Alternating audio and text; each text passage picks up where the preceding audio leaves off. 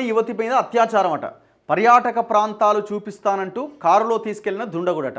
ఎక్కడి నుంచో జర్మనీ నుంచి వచ్చిందట ఆమె, ఈడ మన హైదరాబాద్లో టూరిజం కోసమని.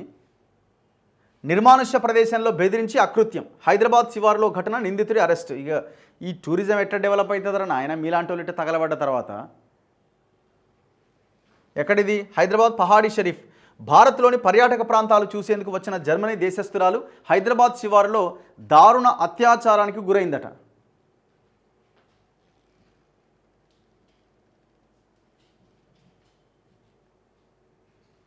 నగరంలోని పర్యాటక ప్రాంతాలు చూపిస్తాను అంటూ కారులో ఎక్కించుకొని నిర్మానుష్య ప్రాంతానికి తీసుకెళ్లి అందులోనే దారుణానికి ఒడిగట్టిండు. తిరిగి బాధితురాలని అదే కారులో తీసుకెళ్తూ ఉండగా దూకి అతని నుంచి తప్పించుకుంది. జర్మనీకి చెందిన తన స్నేహితుడితో కలిసి ఆటో డ్రైవర్ సహాయంతో పహాడీ షరీఫ్ పోలీసులను ఆశ్రయించింది. పోలీసులు గంటల వ్యవధిలోనే ఆ నిందితుడిని అరెస్ట్ చేశారు. కారు స్వాధీనం చేసుకున్నారు. యువతి ఈ నెల 3వ తేదీన సొంత దేశానికి వెళ్లబోతున్న నేపథ్యంలో పోలీసులు దర్యాప్తునికి ఇబ్బందులు లేకుండా పూర్తి వివరాలు సేకరిస్తున్నారు. మరోవైపు ఘటనపైన భారత్లోని జర్మన్ కాన్సులేట్కు నివేదిక పంపేందుకు రాచకొండ పోలీసులు సన్నాహాలు చేస్తున్నారు. దేశవ్యాప్తంగా సంచలనం రేపుతున్న ఘటన వివరాలు ఇవి. ఎంత ఘోరం అండి ఇది. అంటే ఇప్పుడు ఆ అమ్మాయికి ఇక్కడ ఎవరు లేరు కాబట్టి, ఈ దేశం అమ్మాయి కాబట్టి ఏం చేసినా నడుస్తుంది అనుకున్నాడు. కానీ చట్టాలు అట్లుండే కదా. ఇట్లాంటి ఘటనలు ఈ మధ్యకాలంలో దేశంలో విపరీతంగా జరుగుతూ ఉన్నాయి. అంటే బయట దేశాల నుంచి వచ్చిన వాళ్ళని ఈ రకంగా ఆగం చేయడం. స్నేహితుడి ఆహ్వానంతో భారత్కు వచ్చిందట. హైదరాబాద్ మీర్పేటకు చెందిన మంగళగిరి శరత్ చంద్ర చౌదరి ఇటలీలోని యూనివర్సిటీ ఆఫ్ మెస్సినాలో డేటా అనాలిసిస్లో డిగ్రీ చేస్తున్నాడట.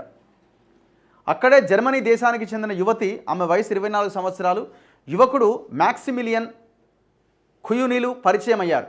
వారు మంచి స్నేహితులుగా మారారు. భారత్కు రావాలి అని శరత్ వారిని ఆహ్వానించాడు. మార్చి 4వ తేదీన ఆ యువతి మ్యాక్సిమిలియన్తో కలిసి భారత్కు వచ్చింది.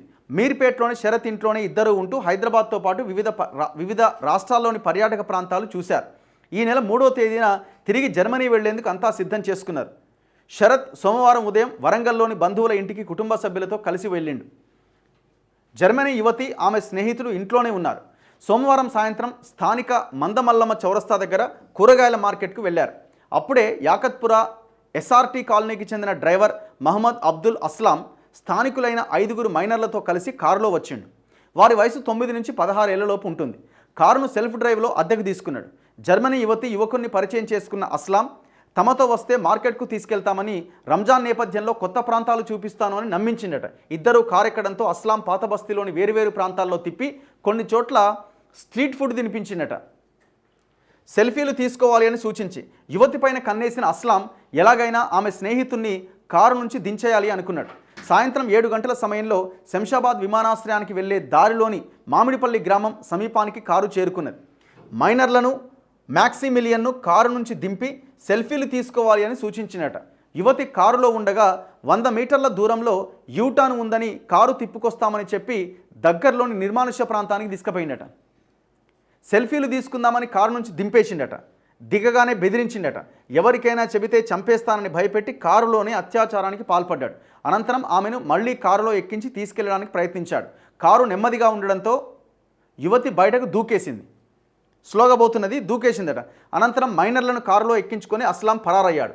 కొద్ది దూరంలోనే తన స్నేహితుడు దగ్గరికి వెళ్లిన యువతి జరిగిన దారుణం చెప్పింది. ఇద్దరు ఆటో డ్రైవర్ సహాయంతో మీర్పేట్ స్టేషన్కు పోయారు. వారు తమ పరిధి కాకపోవడంతో పహాడీ షరీఫ్ పోలీసులకు సమాచారం ఇచ్చారు. వారు వెంటనే మీర్పేట స్టేషన్కు వచ్చి బాధితురాల నుంచి ఫిర్యాదు తీసుకొని కేసు పెట్టారు. యువతి చెప్పిన వివరాలు, కారు నెంబర్, సీసీ ఫుటేజ్ ఆధారంగా నిందితుడు అస్లాంను అదుపులోకి తీసుకున్నారు. యువతిని ఆసుపత్రికి తీసుకెళ్లి వైద్య పరీక్షలు చేయించారు. అనంతరం బాధితురాలి వాంగ్మూలాన్ని సేకరించారు. యువతికి పోలీసులు నిపుణులతో కౌన్సిలింగ్ ఇప్పించారు. ఆమె నివాసం ఉన్న మీర్పేటలోని ఇంటికి పోలీసులు భద్రత కల్పిస్తున్నారు. ఘటనలో ఇతరుల పాత్ర ఏమైనా ఉందా అనే కోణంలో ఆరా తీస్తున్నారు. జర్మనీ యువతి గురువారం సొంత దేశానికి వెళ్తానని పోలీసులకు సమాచారం ఇచ్చింది. దర్యాప్తులో తదుపరి ఇబ్బంది లేకుండా యువతి నుంచి వివరాలు సేకరిస్తున్నారట. ఎంత ఘోరం చూడండి.